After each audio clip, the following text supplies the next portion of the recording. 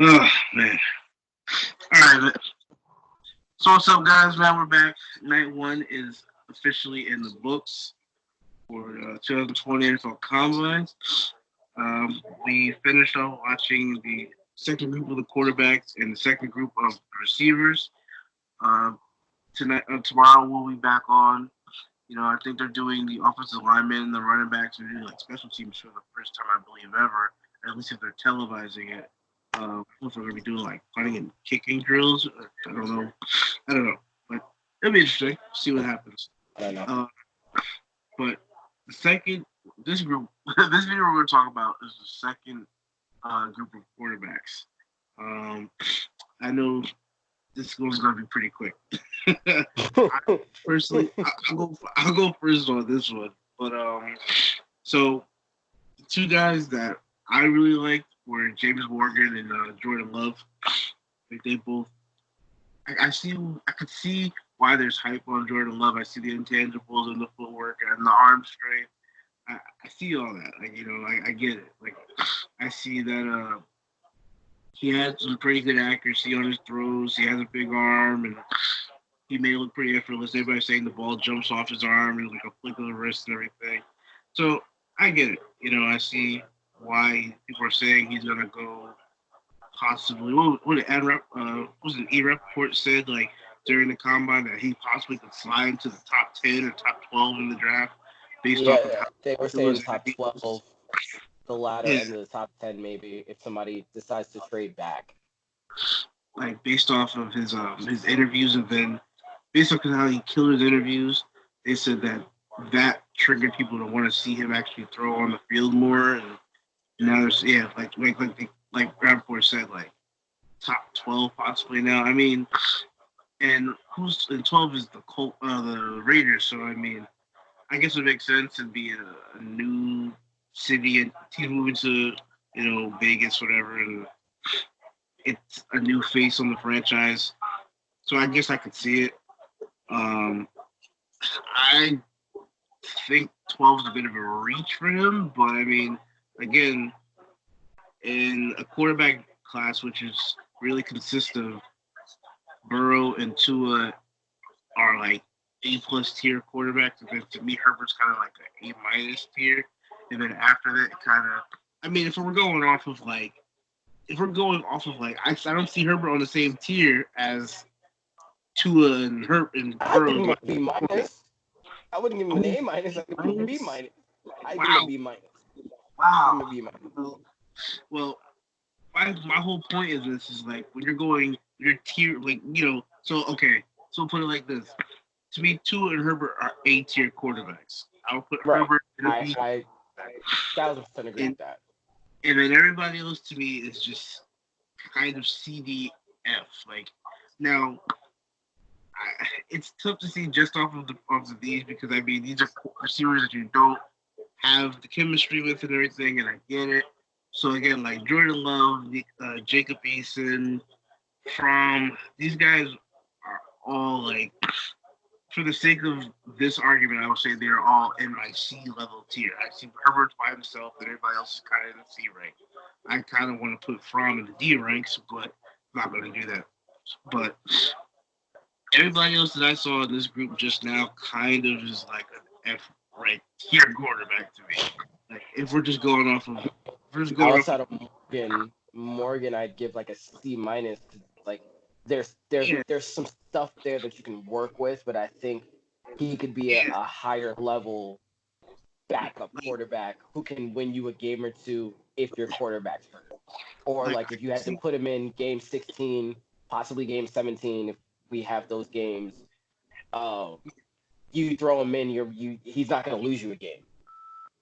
yeah, like I can see Morgan, like I can see him being a guy like that. So like he has, if you take him in like the 7th round or undrafted free agent, or 6th, 7th round undrafted free agent, you stash him and you let him develop and sit on the sidelines and talk to the quarterbacks and the coaches and blah blah. Like again, he could be a career backup, or maybe who knows, he could go in and be like a solid spot starter in the NFL for years to come.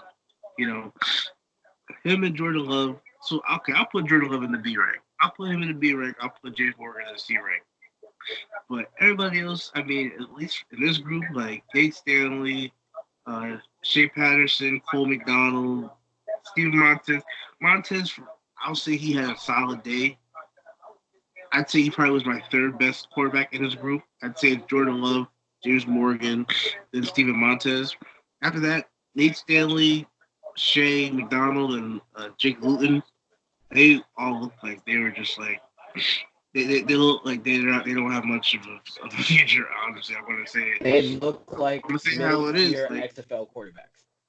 I don't say. I think Nate Stanley and Shea Patterson could be XFL quarterbacks. Maybe they can go down there and maybe Stanley could start.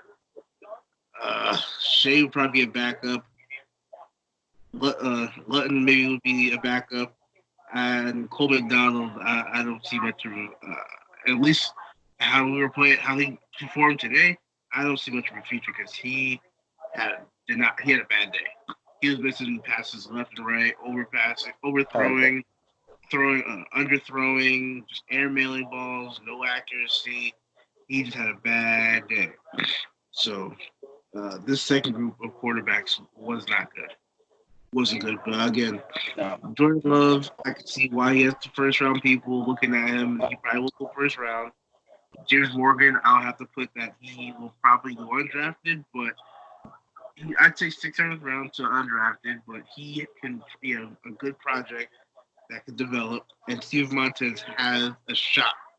Everybody else, nah.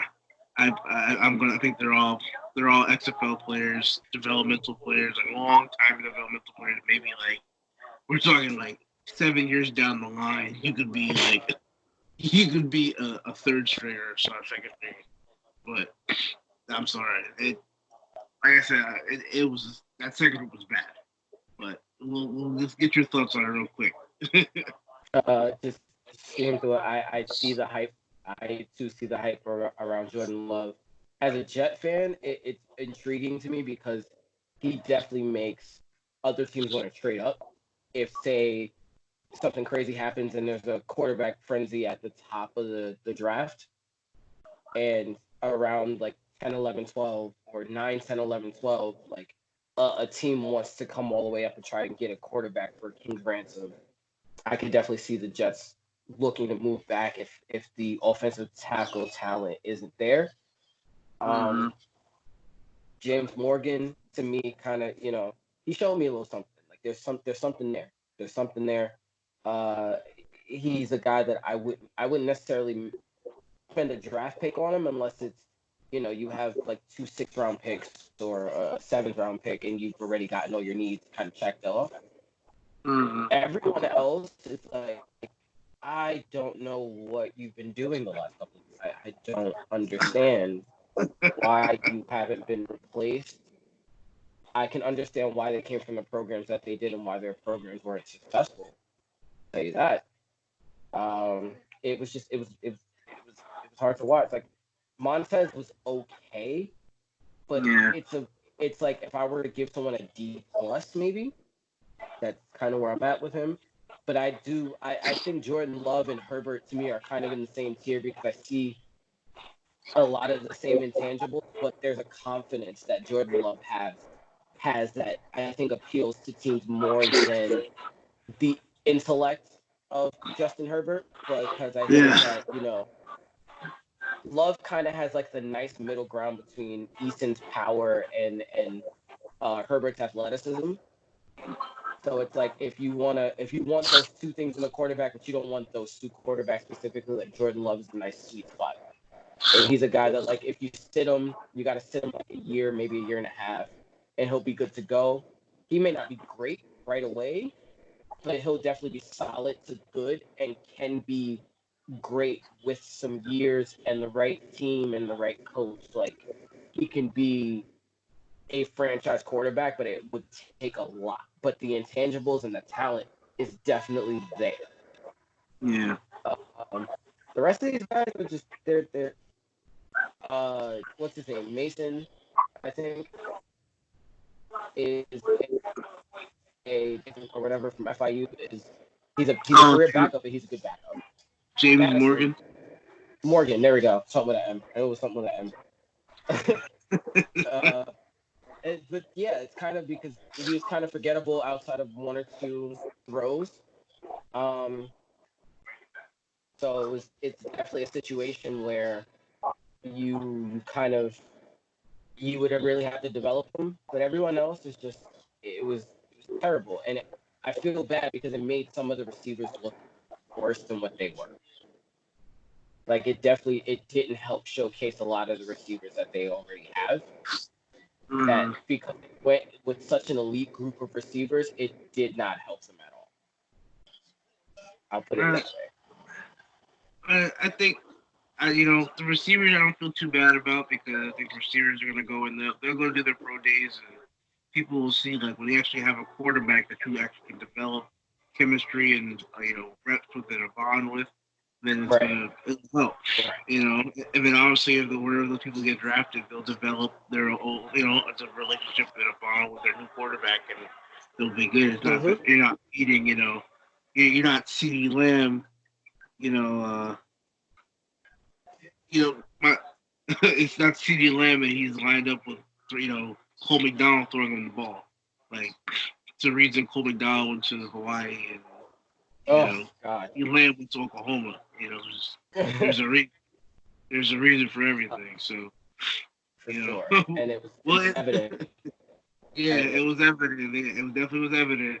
I'll tell you, whoever threw that last ball to CeeDee Lamb made them look really good. Yeah, we'll cut it there because we'll cut it there. We're not even gonna. We're not gonna keep raming these guys. Yeah. That was rough. That was rough to watch. But we'll be back to recap the night and the final group of receivers. And it's cool because the second group of quarterbacks was bad, but the second group of receivers was really good. So it kind of balances out, So it's okay. But come back, recap the night for you guys, and then we'll forward to tomorrow. Tomorrow we got the linemen running backs and special teams. Yeah. So we'll be back, guys. We're gonna cap up.